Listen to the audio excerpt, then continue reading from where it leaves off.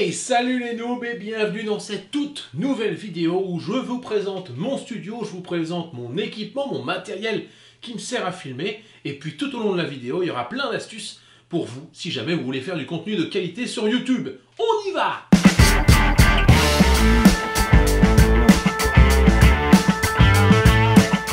Alors tout d'abord dans cette vidéo, je précise juste pour les rageux, cela ne fait pas 15 ans que je fais du YouTube, je n'ai pas 32 millions d'abonnés, on va se calmer tout de suite, donc je fais encore des erreurs, j'en ferai encore, et peut-être grâce à vous, j'en ferai moins.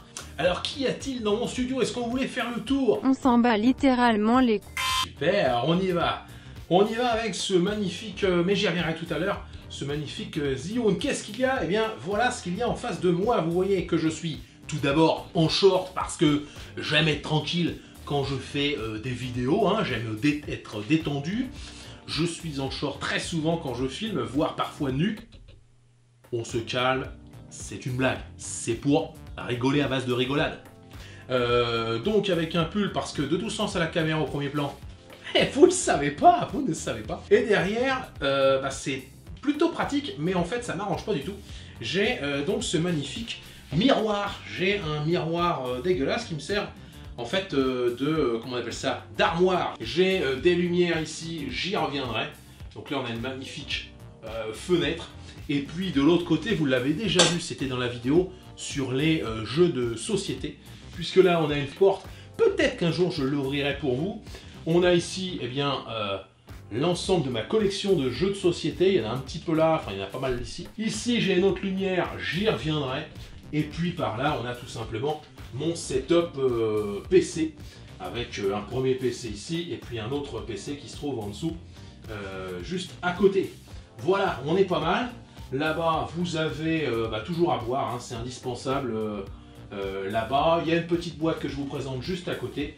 On a bien sûr ma petite box que j'ai piquée à la fille, et puis un autre PC, ça c'est le PC de ma fille. Voilà. Voilà donc mon studio, vous rêviez de le voir, je le sais, vous le disiez en commentaire, c'est pas vrai.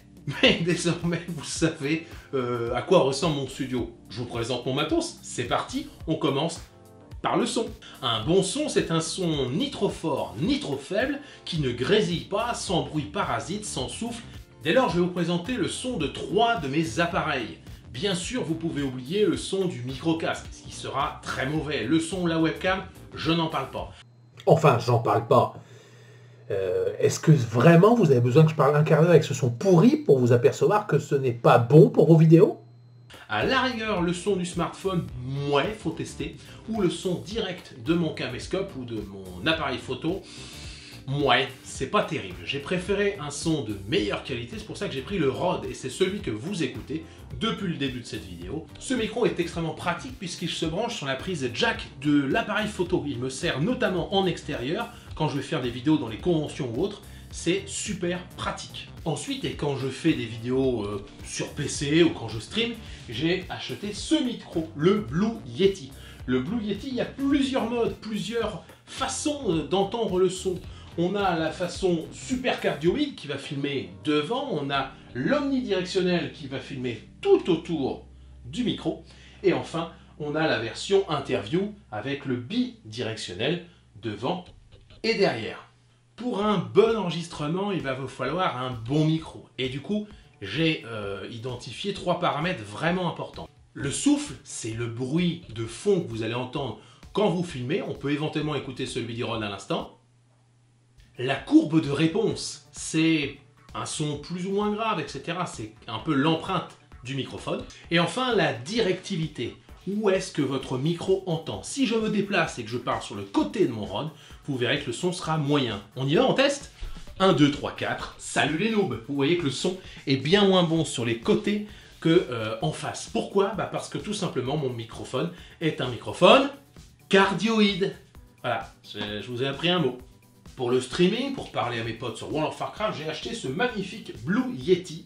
C'est un microphone USB avec sa propre carte son, ce qui fait que vous êtes peinard, vous n'êtes pas embêté par une carte son médiocre de mauvaise qualité. Et il a la possibilité d'avoir des modes de réglage différents.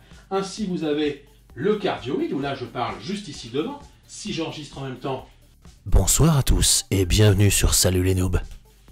Voilà, c'est le cardioïde. Vous avez aussi l'option de changer à l'arrière et de mettre en omnidirectionnel. Si je mets en omnidirectionnel, alors là, c'est une catastrophe, ou pas, ça dépend ce qu'on a besoin de faire.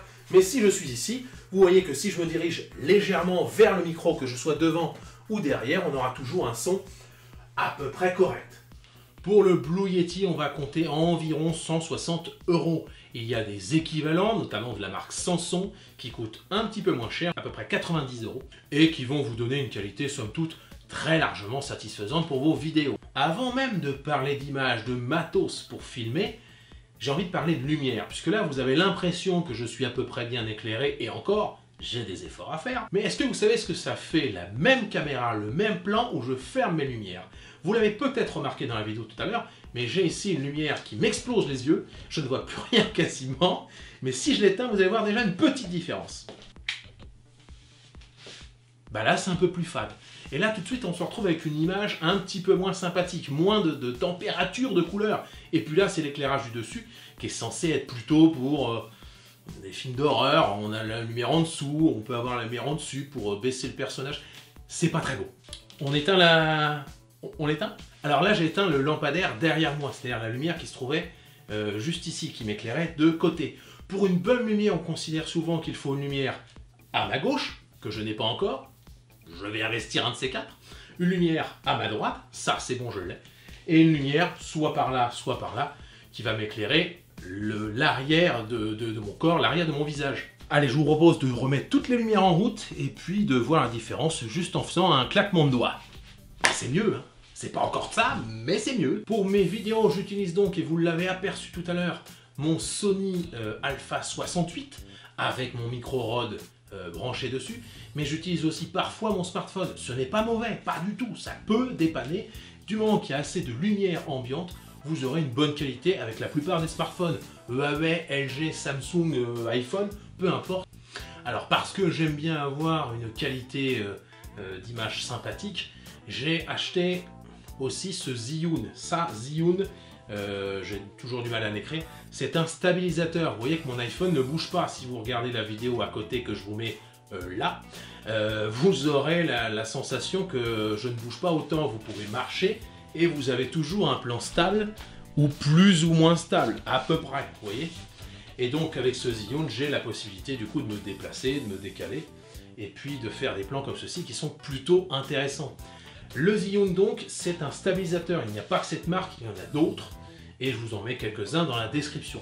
Honnêtement, pour aller filmer les conventions, et je m'en suis servi, c'est plutôt intéressant. Très sympa aussi, puisque vous pouvez avoir tout simplement le bras baissé, et vous pouvez monter comme ceci pour faire un effet un peu comme si on était dans un drone. Ça, c'est plutôt cool. Donc l'iPhone pour filmer, c'est pas forcément mauvais. Et puis si je veux, je peux même vous faire un plan où je filme à l'iPhone et au même moment, je filme avec mon réflexe. Limite, c'est pas complètement moche en fait à l'iPhone en fait. Finalement. Si vous voulez donc acheter un stabilisateur, je vous conseille vivement cet appareil qui coûte environ 170 €. C'est la marque Zhiyun, on ne le voit pas du tout parce que ça ne fait pas le focus.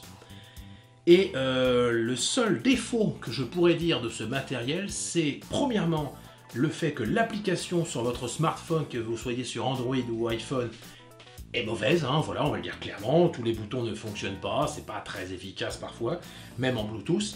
Le deuxième gros point faible, c'est qu'ici, vous allez avoir votre smartphone qui va être comme ceci, où vous allez pouvoir filmer comme là, et vous avez la possibilité de brancher un câble de rechargement pour votre téléphone portable, sauf que forcément, l'iPhone, les prises étant pile poil au milieu, vous n'allez pas pouvoir recharger en même temps que vous allez filmer.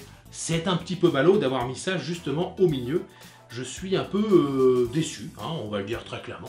Pour filmer donc en plus de mon téléphone, en plus de mon appareil photo réflexe, j'ai aussi une troisième option qui est la webcam que j'utilise beaucoup quand je fais du streaming mais que je n'utilise pas en vidéo, tout simplement parce que même si c'est marqué 1080p, on a un grain dégueulasse, on a une image qui est un peu moche sur l'arrière. Voilà pourquoi je ne l'utilise que en streaming quand c'est en tout petit dans le coin de l'écran. Mes deux dernières acquisitions pour ma chaîne sont donc le Zhiyun que vous avez vu il y a quelques instants, le stabilisateur, là, la gimbal, et l'autre c'est une carte PCI Express. Vous allez me dire à quoi ça va te servir? Eh bien c'est tout simplement la HD60 d'Elgato qui va me permettre très simplement d'enregistrer n'importe quelle source HDMI directement par mon ordinateur. Il existe aussi la version USB. J'étais moins fan, j'ai préféré le bon vieux PCI Express parce que j'avais un PC qui dormait et qui ne servait à rien. Et je vous propose tout de suite de ramener la petite Switch et d'enregistrer quelques instants d'une partie de Switch. Alors avec cet investissement, je vais pouvoir filmer des parties de Switch, éventuellement avec des amis, ça sera peut-être une prochaine vidéo, je dis ça, je dis rien. Mais je vais aussi pouvoir streamer sans altérer les performances de mon PC qui est plutôt jeune. Là vous le voyez, j'ai dans les mains les télécommandes ou les manettes on va dire de Switch et j'ai lancé un jeu complètement au pif, c'est-à-dire Splatoon.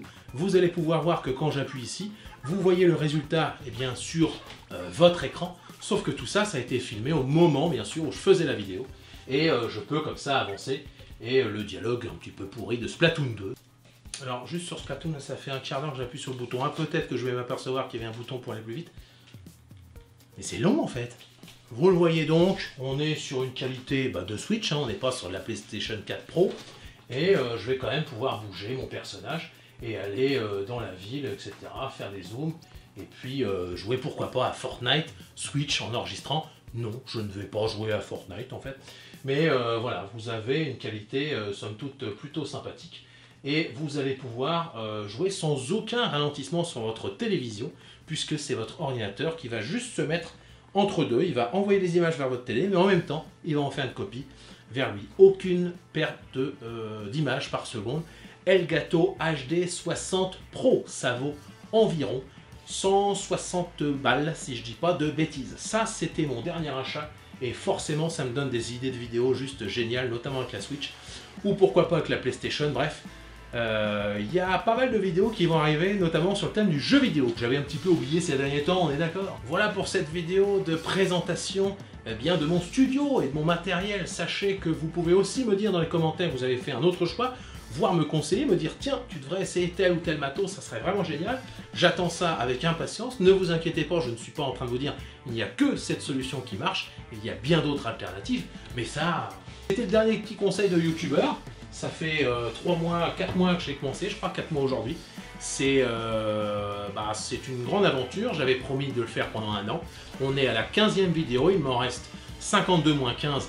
Et là, vous aurez la réponse, bien sûr, dans votre tête. Moi, je vous dis au revoir, à la prochaine. Salut, bande de noobs!